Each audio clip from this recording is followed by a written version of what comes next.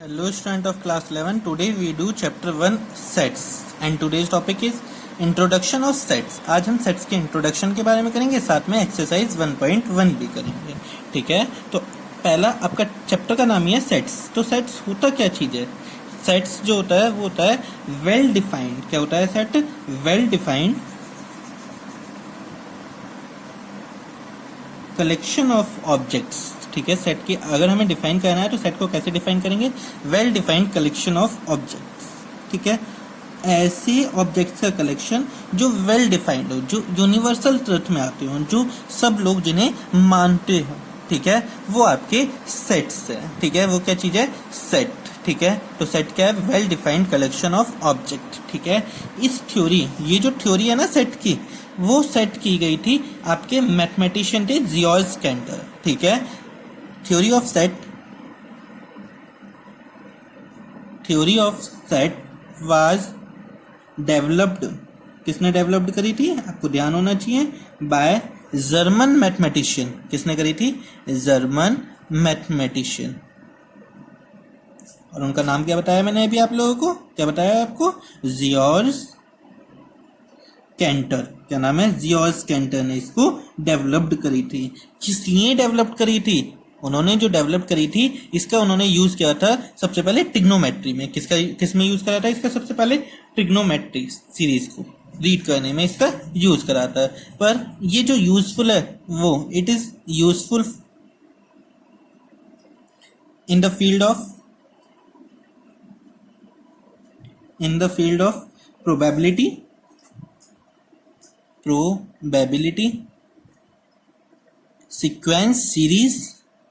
Sequence and series.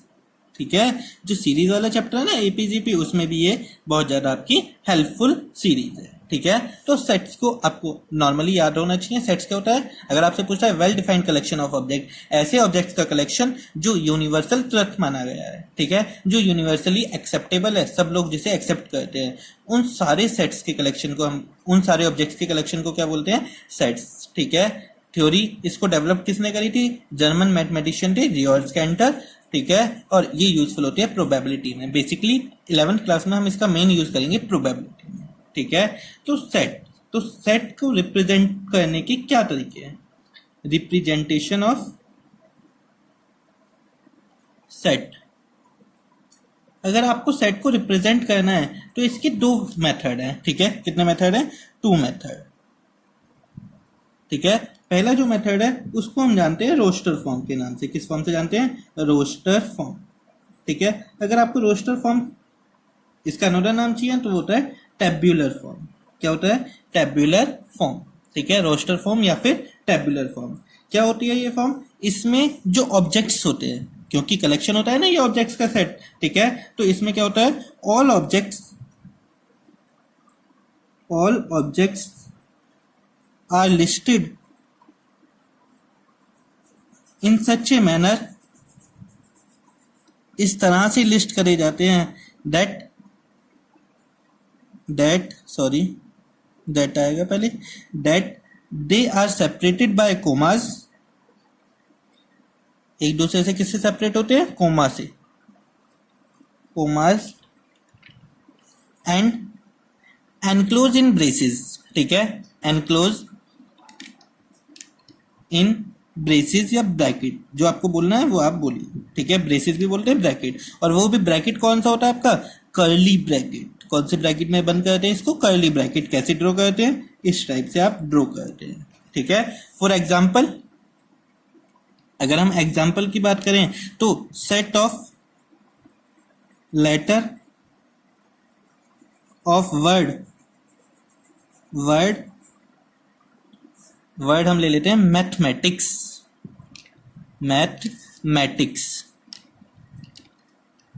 ठीक है, तो आपको मैथमेटिक्स का सेट बना के लिखना है. और किस फॉर्म में? Roster form. रोस्टर फॉर्म क्या कहती है? जब आप सेट लिखते हो तो उसको ब्रैकेट में एनक्लोज करते हैं. ये ब्रैकेट हो गया. और जितने भी उसमें ऑब्जेक्ट आते हैं, यहाँ पे ऑब्जेक्ट क्या है? आपके लेटर्स हैं. जितने भी लेटर आते हैं वो कोमा से सेपरेटेड होंगे. कौन कौन से लेटर आ रहे हैं? एम आ रहा है, ए आता है.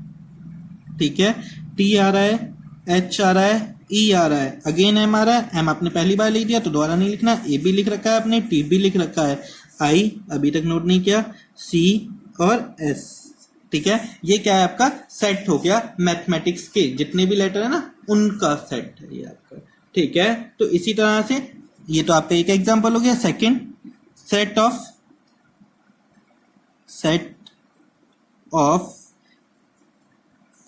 किसके सेट की बात करें, set of multiple of 10, multiple of 10, 10 के मल्टीपल, 10 के मल्टीपल क्या है हमारे, आपको पता है 10 है, 20 है, 30 है, 40 है, बहुत सारे हैं ना, तो डॉट डॉट डॉट लगा देंगे, इस टाइप से आपकी ये सीरीज चलेगी।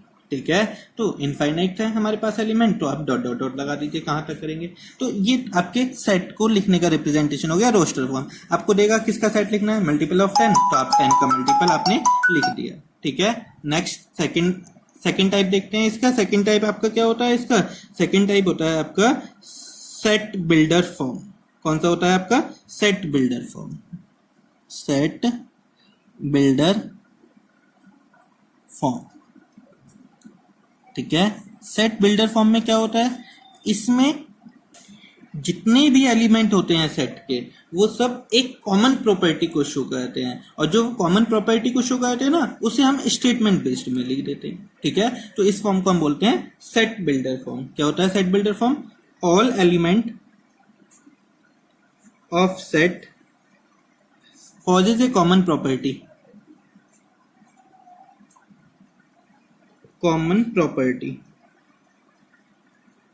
which is not possessed by any outside element। ठीक है, आउटसाइड एलिमेंट, जो बाहर के एलिमेंट है ना उसमें ये प्रॉपर्टी नहीं होगी, बस उस सेट के जितने भी एलिमेंट है उसमें वो प्रॉपर्टी होती है। ठीक है, जैसे अगर हम एग्जांपल की बात करें, फॉर एग्जांपल सेट आपको दे रखा है, सेट को चलो बाद में बात करेंगे, आपको एक सेट दे रखा है, क्या सेट दे रखा है आपको, 2 4 6 8 10। आपको ये वाली फॉर्म पता है ना, कौन सी वाली फॉर्म होती है, कोमा भी आ रहे हैं और ब्रैकेट भी है, तो इसको हम क्या बोलते हैं, आपकी रोस्टर फॉर्म या टेबुलर फॉर्म। ठीक है, तो आपको इसे सेट बिल्डर फॉर्म में लिखना है, इन set builder form. Set builder form में लिखने का क्या तरीका है, सेट ए एक्स, कोई भी एक एलिमेंट है एक्स, सच दैट, ठीक है, x such that x is क्या है, मल्टीपल ऑफ 2, 2 का मल्टीपल है ना, multiple of 2 but less than equal to 10, less than equal to 10। ठीक है, ये आपकी सेट बिल्डर फॉर्म है। इसे लिखने के और बहुत सारे तरीके हो सकते हैं। ठीक है, इसे लिखने के और काफी तरीके हो सकते हैं। ठीक है, जैसे अगर हम आपको ये समझ में नहीं आ रहा तो दूसरा मेथड लिख देते हैं, x such that x is equal to 2m। ठीक है, x is equal to 2m where m is natural number, m क्या चीज है आपका, नेचुरल नंबर, एंड m की वैल्यू कहां से शुरू होगी आपकी, greater than equal to 1 less than equal to 5।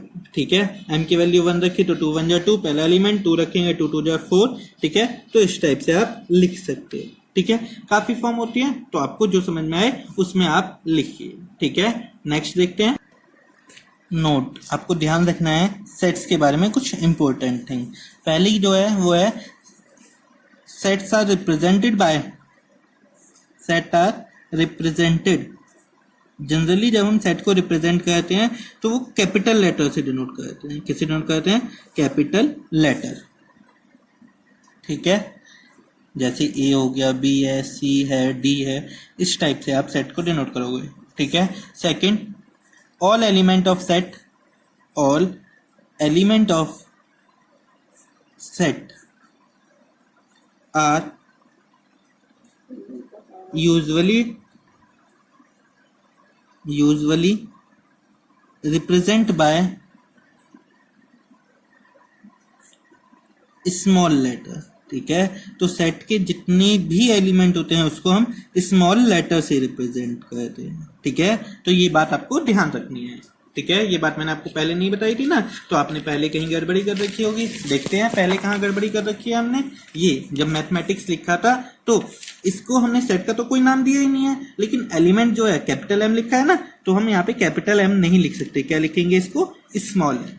ठीक है, तो आपको ये ध्यान रखना है। जैसे मैंने यहाँ पे सेट का नाम दिया तो कैपिटल लेटर दिया है ना, तो इस टाइप से आप सेट का नाम दोगे। ठीक है, अब हम एक्सरसाइज 1.1 स्टार्ट करेंगे। ठीक है, एक्सरसाइज 1.1 क्या है, question first, which of the following are set, इनमें से कौन से सेट हैं, जस्टिफाई योर आंसर। तो मैंने आपको सेट की डेफिनेशन क्या है, सेट कलेक्शन होता है वेल डिफाइंड ऑब्जेक्ट का और जो यूनिवर्सली एक्सेप्टेबल हो। ठीक है, जो हम मानते हो और अगर किसी और दूसरे पर्सन से पूछा जाए तो वो भी वही चीज मानता हो, तो हम उसको बोलेंगे सेट। ठीक है, तो the collection of all the month of year, जो भी साल में महीने आते हैं उनका आपको सेट बनाना है बिगिनिंग विद लेटर जे।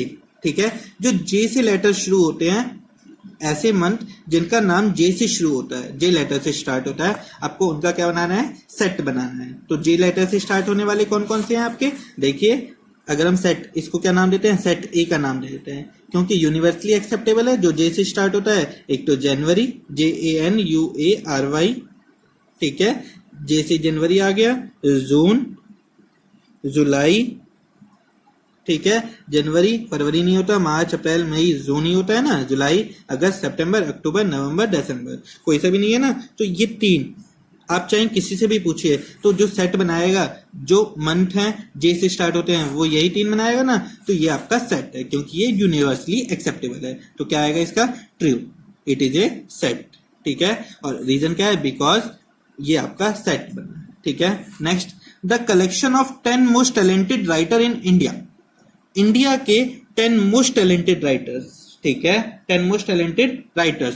अब मुझे जो राइटर अच्छे लगते हैं वो अलग होंगे, किसी और को जो अच्छे लगते हैं वो अलग होंगे। अगर हम अलग अलग बंदों से पूछते हैं, अलग अलग पर्सन से पूछते हैं, उनकी ओपिनियन लेते हैं कि 10 मोस्ट टैलेंटेड राइटर आप बताओ, तो सबके लिए अलग अलग है। ठीक है, वो सेम नहीं है। अगर रिजल्ट सेम नहीं आ रहा तो सेट नहीं बनेगा, इसीलिए ये क्या है, it is not a set. ठीक है, सेट नहीं है because it is depend on the opinion of person to person. ठीक है, अगर, क्योंकि डिफरेंट पर्सन की डिफरेंट ओपिनियन होती है। रीजन क्या लिखेंगे, it is depend on the person's opinion. ठीक है, जो भी पर्सन को अच्छे लगते हैं वो होगा। A team of 11 best player batsman of the world, 11 best player, world के सबसे अच्छे 11 जो प्लेयर हैं उनकी आपको टीम बनानी है। ठीक है, अब वो भी पर्सन टू पर्सन चेंज होते हैं, किसी को धोनी अच्छा लगता है, किसी को विराट कोहली अच्छा लगता है, अलग अलग है ना, तो इसीलिए आपका ये भी सेट नहीं होगा। रीजन दोनों का सेम आएगा। Next, the collection of all boys in your class. ठीक है, आपकी क्लास में जितने भी बॉयज हैं उनका कलेक्शन। अब आपकी क्लास में बॉयज हैं वो डेली चेंज तो होते नहीं है, आप किसी से भी पूछिए, अगर कोई बता नहीं सकता तो रजिस्टर देख के बता सकता है ना, रजिस्टर देगा, देख के बता देगा, तो वो ओपिनियन सबके लिए सेम है, इसीलिए ये क्या होगा, yes, it is a set because it does not depend to persons. ठीक है, इट इज यूनिवर्सली एक्सेप्टेबल। आप बस रीजन लिखना चाहते हो ना, लिख दो, it is not universally acceptable, it is universally acceptable. The collection of all natural number less than 100, natural number 100 से छोटे, चाहे किसी से भी पूछिए सब सेम बताएंगे, इसीलिए ये भी क्या है, सेट है। नेक्स्ट, एक collection of novels written by the writer Munshi Premchand, Munshi Premchand ने जितनी भी नोवेल लिखे हैं उनका कलेक्शन। ठीक है, मुंशी प्रेमचंद ने लिखे हैं वो तो मुंशी प्रेमचंद के नाम से ही होंगे ना, कोई और दूसरे नाम से तो हो नहीं सकते, इसलिए ये भी सेट है। The collection of all even integer, even जितने भी इंटीजर हैं, ठीक है, ये भी क्या है, सेट है। तो आप लोगों को पता लग गया ना सेट कैसे बताते हैं। नेक्स्ट देखते हैं second, the collection of question in this chapter, इस चैप्टर में जितने भी क्वेश्चन है उनका कलेक्शन। ठीक है, सेट है, क्योंकि ये भी यूनिवर्सली एक्सेप्टेबल है, सेम है एनसीईआरटी बुक में।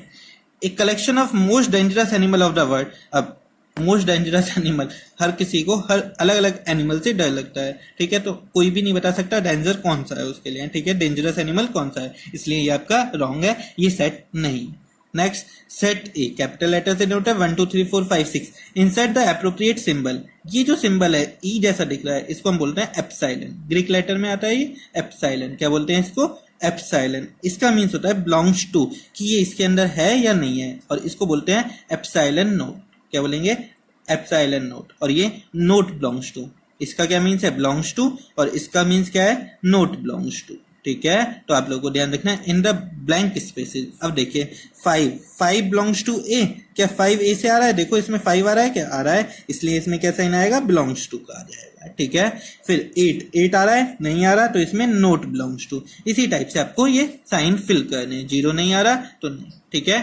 नेक्स्ट देखिए question number 3, write the following set in roster form. आपको किस में लिखना है इसको? रोस्टर फॉर्म में। a is equal to x, ये आपको सेट बिल्डर में दे रखा है, रोस्टर में लिखना है x such that x is an integer. x क्या चीज है? आपका इंटीजर है। एंड कैसा इंटीजर है? -3 से लेके -3 से बड़ा होना चाहिए और 7 से छोटा होना चाहिए। तो आप जल्दी से इसका आंसर नोट करते हैं, ठीक है। तो थर्ड का a, फर्स्ट पार्ट है ना a क्या दे रखा है? कोई भी इंटीजर आपको पता है पॉजिटिव भी होते हैं नेगेटिव भी होते हैं, पर कैसे कैसे दे रखे हैं? -3 से बड़ा कौन कौन है? -4 -2 आएगा, -2 -1 0 1 2 3 4 5 6, पर 7 से छोटा है ना, तो 7 से छोटा लास्ट 6 है, तो ये आपका सेट है आंसर।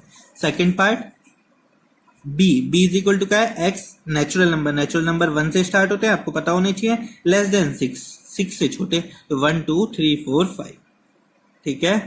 थर्ड पार्ट देखते हैं, थर्ड पार्ट क्या चीज है आपका? c x is a 2 digit number, 2 digit का नंबर होना चाहिए, such that the sum of digit is 8। 2 digit के नंबर आपको पता है बहुत सारे होते हैं, 10 से शुरू होके 99 पे खत्म होते हैं, लेकिन वो सारे लिखने हैं जिनका सम कितना होता है? 8। तो पहला नंबर क्या है? 1 7, 1 + 7 8, यही 2 डिजिट का सबसे छोटा होगा ना। फिर दूसरा 2 6, 2 + 6 8 3 5, ठीक है, इस तरह से लिखेंगे। 4 4 8, अगेन चेंज करो, 5 4 तो 9 होता है, 5 3 6 2 7 1 8 0, 2 डिजिट का नंबर है, 8 0, दोनों का सम 8 भी होता है, ठीक है। आगे 0 8 नहीं लिख सकते, क्यों नहीं लिख सकते? क्योंकि वो 1 डिजिट का नंबर है। Next fourth d, x is A prime number which is divisor of 60। Prime number होना चाहिए और 60 से डिवाइड, तो 60 के फैक्टर लिखो प्राइम नंबर वाले, ठीक है। तो इसका आंसर लिख देते हैं जल्दी से, इधर वाली साइड लिख दीजिए। फोर्थ डी पार्ट है, प्राइम नंबर जो 60 को डिवाइड करता है कौन कौन है? 2 भी है, 3 भी है, 5 भी है, ठीक है। 2 3 5, आगे देखो 7 नहीं है, 9 तो प्राइम नंबर ही नहीं है, 11 बस आपके ये लास्ट होगा, ठीक है। इसी तरह से आपको last trigonometry, the set of all letter in the word trigonometry. तो ई पार्ट में आपका क्या आएगा? टिग्नोमेट्री में कौन कौन आ रहा है? Small T, R I G, ठीक है, trigno N O M E, T द्वारा आ गया, आर द्वारा आ गया, वाई, ये सब आपको टिग्नोमेट्री के सेट हो गया। इसी तरह से आपको ये लास्ट करना है बेटर वाला, ठीक है। नेक्स्ट क्वेश्चन कल नेक्स्ट वीडियो में करेंगे। I hope you like this video. If you like this video please share and subscribe the channel. Thank you.